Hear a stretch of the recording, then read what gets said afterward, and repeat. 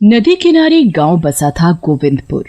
उस गांव के नजदीक में ही एक जंगल भी था। गांव के सभी लोग कहते थे कि जंगल के पीछे बनी पहाड़ियों पर एक खूंखार चीता रहता है, वो भी रूप बदलने वाला। वो कभी भी इंसान रूप में आ जाता था और गांव के लोगों को खा जाता था। पर उस जंगल में एक चुड़ैल भी रहती थी। वो चुड़ैल एक सुंदर लड़की में अपना रूप बदलकर घूमती थी। चुड़ैल को सजने संवरने का बड़ा शौक था। एक न एक दिन सभी लड़कियों की शादी होती ही है।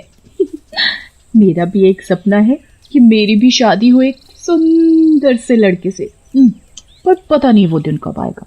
चुड़ैल एक सुंदर लड़की में अपना रूप बदलती है और गांव में घुस जाती है। तभी वहां दूसरी तरफ चीता झाड़ियों में छिपकर बैठा था। आज तो बस कोई मोटा तगड़ा शिकार हाथ आ जाए। तभी चीते की नजर चुड़ैल पर पड़ती है, जो रूप बदलकर गांव में घूम रही थी। इतनी सुंदर लड़की मैंने आज तक नहीं देखी। चीता इंसान रूप में चुड़ैल के पास जाता है। दोनों एक दूसरे को देखते ही रहते हैं बस, और दोनों को प्यार हो जाता है। तुम बहुत सुंदर हो, तुम्हारा नाम क्या है? मेरा नाम रूपा है, और तुम्हारा नाम क्या है? मेरा नाम वीर है। क्या तुम मुझसे शादी करोगी? बस फिर क्या था। शादी का नाम सुनते ही चुड़ैल के मन में शहनाइयां गूंजने लगी और वो उससे शादी के लिए हाँ कह देती है। दोनों शादी कर लेते हैं। शादी के बाद चीता उसे अपने घर ले जाता है। वीर, तुम्हारा घर तो किसी महल से कम नहीं, कितना बड़ा आलीशान है। आज से ये घर तुम्हारा भी है। ऐसे ही दोनों की शादी को कई दिन बीत जाते हैं। एक रात जब चुड़ैल की आंख खुलती है तो वो वीर को अपने पास ना होने से घबरा जाती है। अभी तो वीर मेरे पास ही सोए हुए थे, इतनी रात को कहाँ गए, देखती हूँ। चुड़ैल वीर को पूरे घर में ढूंढती है, पर वीर उसे कहीं नहीं दिखता। तभी चुड़ैल को कुछ आवाज सी आती है। वो उस आवाज के पीछे जाती है। वहाँ देखते ही उसकी आंखें फटी की फटी रह जाती हैं, क्योंकि उसका पति वीर आधा इंसान और आधा चीता बना एक इंसान को मारकर खा रहा था। ये सब क्या है? वीर ने मुझसे झूठ बोला, मुझे धोखा दिया। वो कोई साधारण मनुष्य नहीं है, वो तो कोई मनुष्य के रूप में चीता है। अब मैं क्या करूं? ये तो मुझे भी मारकर खा जाएगा। चुड़ैल को उस वक्त कुछ भी समझ नहीं आता, इसलिए वो चुपचाप अपने बिस्तर पर आकर सो जाती है। सुबह होते ही चुड़ैल चीते से पूछती है, वीर, अगर तुम मुझे सच में बहुत प्यार करते हो तो तुमने मुझसे छिपाया क्यों कि तुम एक जानवर हो जो कभी भी अपना रूप बदल सकता है, और मैंने तुम्हें किसी आदमी को कच्चा खाते हुए भी देखा है। अच्छा, आखिर तुम्हें पता चल ही गया कि मैं एक जानवर हूँ। पर रूपा, मैं सच में तुम्हें बहुत प्यार करता हूँ। अगर तुम मुझे सच में प्यार करते हो तो लोगों को मार कर खाना छोड़ दो। नहीं, ये कभी नहीं हो सकता। मैं धीरे धीरे गांव के सभी लोगों को खा जाऊंगा। मैं तुम्हें ऐसा कभी नहीं करने दूंगी। मैं उन सभी भोले भाले गांव वालों को बचाऊंगी। तुम ऐसा कुछ नहीं करोगी।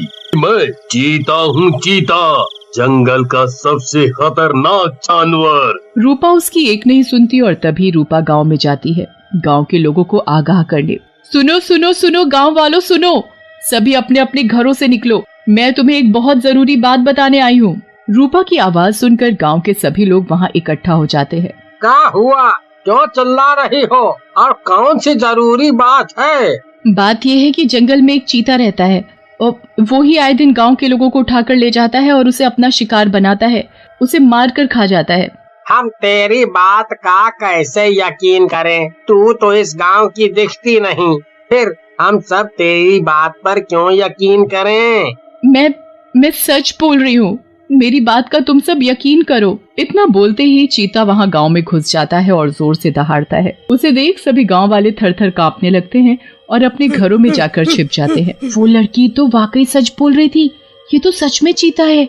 मैं तुम सबको नहीं छोड़ूंगा, सबको खा जाऊंगा। तुम कहीं भी छिप जाओ, मुझसे बचकर नहीं जा सकते। फिर क्या था, चीता मनीष के घर का दरवाजा तोड़कर अंदर घुस जाता है और मनीष को अपने पंजे से खींचता हुआ बाहर ले आता है। बचाओ बचाओ, कोई तो मुझे बचाओ, छोड़ दे ओ चीते, मैंने तेरा क्या बिगाड़ा है? चुप कर, नहीं तो अभी खा जाऊंगा। मैं कितना ताकतवर हूँ, मुझसे ताकतवर यहाँ कोई नहीं है। मैं यहाँ रोज आऊंगा और रोज एक आदमी को खाऊंगा। छोड़ दो उसे, नहीं तो अच्छा नहीं होगा। तुम मेरी पत्नी हो, पत्नी कभी अपने पति का बुरा नहीं चाहती। सभी गांव वालों को पता चल जाता है कि ये दोनों पति पत्नी हैं। अरे गांव वालों, ये दोनों तो पति पत्नी निकले। ये सब इन दोनों की कोई चाल लगती है। एक फंसाता है और दूसरा उसे मार कर खा जाता है। ये गांव वाले मेरी बात पर बिल्कुल भी यकीन नहीं कर रहे। ऐसे तो वीर उस आदमी को खा जाएगा। अब मुझे ही कुछ करना पड़ेगा। तभी चुड़ैल अपने असली रूप में आ जाती है। वो साधारण लड़की से चुड़ैल रूप में आ जाती है। उसे चुड़ैल रूप में देखते ही चीता मुंशी को अपने पंजे से छोड़ देता है। तुम तो कोई चुड़ैल हो। इसका मतलब तुमने मुझसे झूठ बोला, मुझे धोखा दिया। तुम्हारे इस रूप के पीछे ये घिनौना रूप छुपा था। तुमने ये अच्छा नहीं किया मेरे साथ। हाँ, वो मैं चुड़ैल। तुमसे पहले मेरा फर्ज गांव वालों को बचाना है। तुम्हें मैं किसी भी मासूम को खाने नहीं दूंगी। मेरे मुंह को इंसान का खून लग चुका है। इंसान से ज्यादा स्वादिष्ट कुछ और नहीं है। चीता चुड़ैल से ज्यादा ताकतवर था। चीता घर में घुसकर विमला के 5 साल के बेटे को उठाकर जंगल में ले जाता है। मेरा बच्चा, वो चीता मेरे बच्चे को उठाकर ले जा रहा है। कोई तो बचाओ मेरे पिंटू को। कुछ नहीं होगा उसे, मैं बचाऊंगी तुम्हारे बच्चे को। चुड़ैल चीते के पीछे पीछे जंगल में जाती है। अरे हम सब भी चलते हैं विमला बहन के बेटे को बचाने। चलो सब जंगल में। चीता के पीछे चुड़ैल और चुड़ैल के पीछे सभी गांव वाले। चुड़ैल चीते को पूरे जंगल में देखती है पर उसे वो कहीं नहीं दिखता। थक हार कर चुड़ैल वहीं बैठ जाती है और रोने लगती है। ये जो कुछ भी हो रहा है सही नहीं हो रहा। वीर, मैं तुमसे बहुत प्यार करती हूँ और मुझे पता है वीर भी मुझसे उतना ही प्यार करता है। अब मैं क्या करूं, कुछ समझ नहीं आ रहा। एक तरफ गांव वाले और दूसरी तरफ वीर। तभी चुड़ैल के पास एक बुजुर्ग आदमी आकर खड़ा हो जाता है और चुड़ैल से बोलता है, मत रो बेटी। तुमने मुझे बेटी बोला, मैं किसी की बेटी नहीं हूँ। मैं तो चुड़ैल हूँ, चुड़ैल। मैंने देखा था गांव में हम लोगों के लिए तुम अपने पति से भिड़ गई। तुम हम लोगों का भला चाहती हो, बुरा नहीं। हम सब ने तुम पर यकीन ना करने का नतीजा देख लिया। वो चीता हमारे गांव के बच्चे को उठा कर ले गया है। तुम चुड़ैल होकर हमारे लिए कितना कुछ कर रही हो। अब तुम ही उस बच्चे को बचा सकती हो। मेरे बच्चे को बचा लो। मैं विधवा औरत, वो ही तो एक मेरे जीने का सहारा है। मैं जिंदगी भर तुम्हारा एहसान मानूंगी।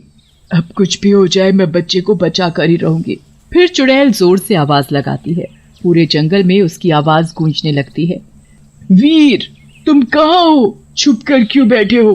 हिम्मत है तो बाहर आओ, मेरा सामना करो। आवाज सुनते ही तुरंत चीता चुड़ैल के सामने आ जाता है और फिर सामने आते ही चीता और चुड़ैल दोनों काफी देर तक आंखों में आंखें डालकर देखते रहते हैं। चुड़ैल अब चीता के सामने वही सुंदर लड़की बनकर खड़ी हुई थी। अगर तुम मुझे सच में प्यार करते हो तो लोगों को मारना छोड़ दो। अगर तुम ये सब छोड़ दोगे तो हम दोनों साथ रहेंगे और मिलकर एक साधारण सी जिंदगी जिएंगे।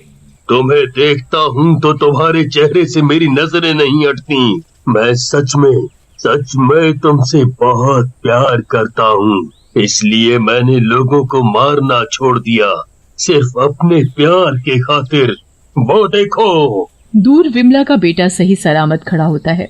उसे खरोच तक नहीं आई थी। विमला अपने बेटे को देखते ही गले से लगा लेती है। वहीं रूपा भी चीता को गले से लगा लेती है। गले लगते ही चीता इंसानी रूप में आ जाता है। तभी वहाँ एक महात्मा बाबा प्रकट हो जाते हैं। तुम दोनों को दिया हुआ श्राप अब खत्म हो गया है।